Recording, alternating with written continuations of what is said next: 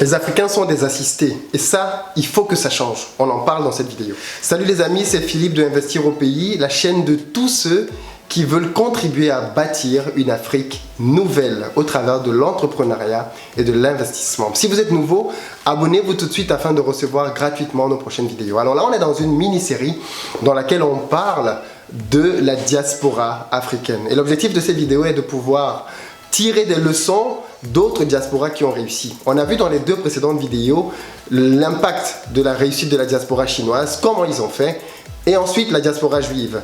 Aujourd'hui, nous allons pouvoir appliquer cela aux Africains. Qu'est-ce qu'on peut faire en nous basant sur les réussites des autres? Oui, parce que ça ne sert à rien de réinventer complètement la roue.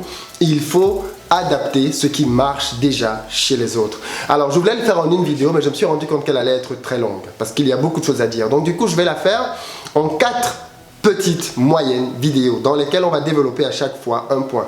Et le point que nous allons développer aujourd'hui est la mentalité d'assistanat.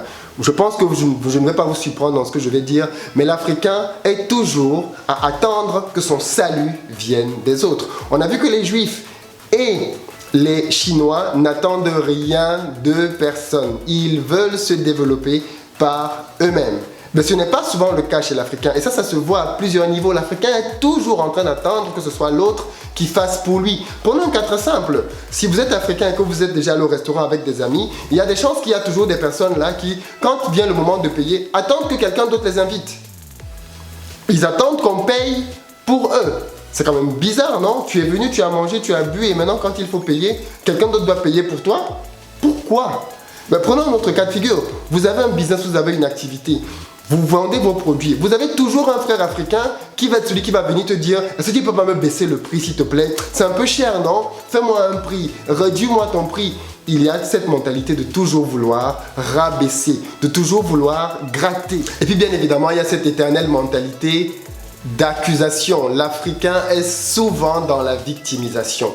Il est victime. C'est toujours à lui que le monde en veut. Tout le monde veut lui faire du mal. Et il a déjà ses boucs émissaires. L'un de ses principaux boucs émissaires pour l'Afrique francophone, c'est la France. La France est à l'origine de tous les malheurs des pays africains. Quand on vole de l'argent et que l'argent est détourné en Afrique, c'est la France qui est responsable de ça. L'Afrique a été colonisée il y a de cela pas mal d'années. L'Afrique a subi l'esclavage. Ce sont des préjudices énormes, je ne le nie pas du tout, qui ont mis un sérieux frein au développement économique africain. Mais il est peut-être temps qu'on se retrousse les manches et qu'on commence à entrevoir le monde différemment. Je vais vous expliquer pourquoi.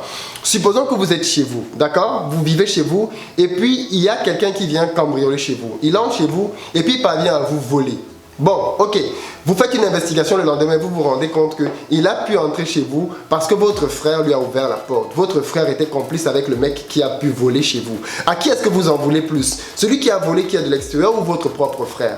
On sait tous que pour que l'Europe puisse voler, pour que l'Afrique, pour que la France, l'Amérique et même les Chinois, qui que vous vouliez, puissent voler ou piller le continent africain, ça se fait avec la complicité des Africains. Il y a toujours des Africains derrière qui sont prêts à vendre leur pays, vendre leur richesse pour pouvoir permettre à des Occidentaux de pouvoir s'enrichir moyennant une corruption qu'ils reçoivent eux.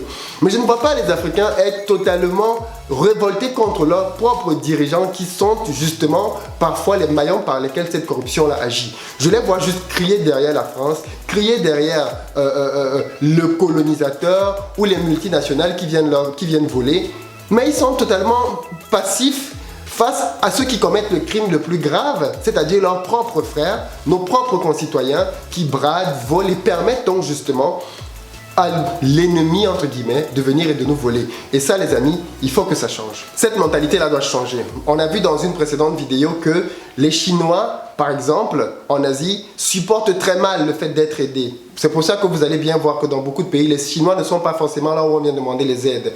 Ils ne supportent pas le fait que ce soit l'État qui prenne soin d'eux. Ça ne passe pas dans leur tête. Et bien pour nous, mais les gens se battent pour pouvoir être assistés par l'État. Les gens se battent pour pouvoir avoir une aide de l'État. Il n'y a plus la dignité. Moi, j'ai grandi en apprenant que l'Africain était quelqu'un de digne. L'Africain était quelqu'un de noble.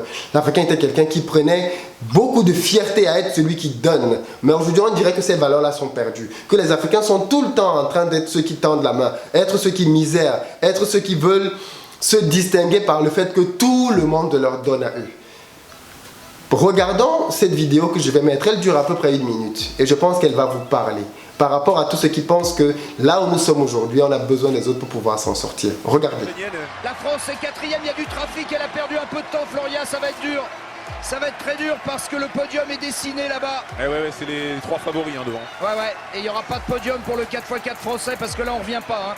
Les Russes, l'Ukraine et la Grande-Bretagne.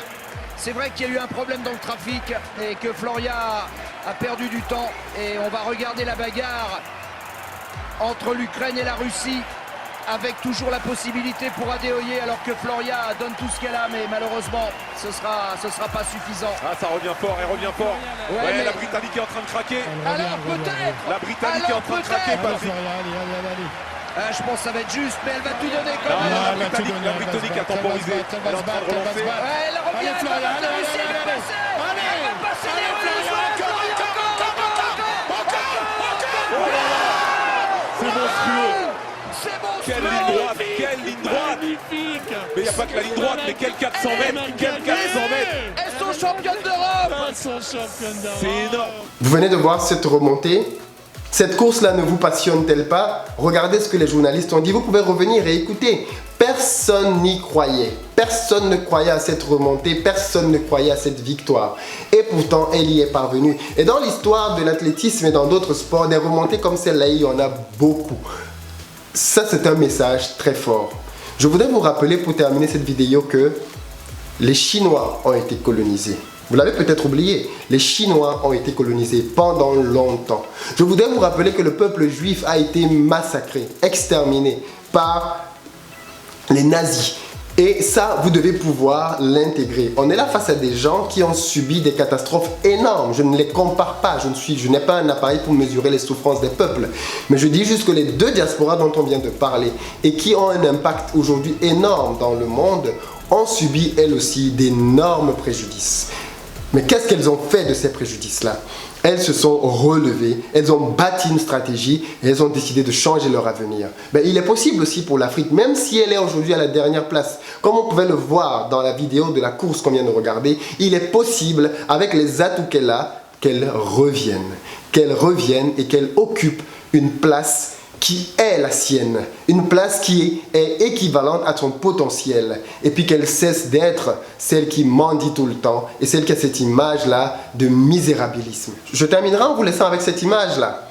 Imaginez cette Afrique à laquelle vous pensez, à cette Afrique à laquelle vous rêvez, à cette Afrique à laquelle vous vous imaginez. C'est peut-être celle de vos enfants ou celle de vos petits-enfants. Comment est-ce qu'elle sera ?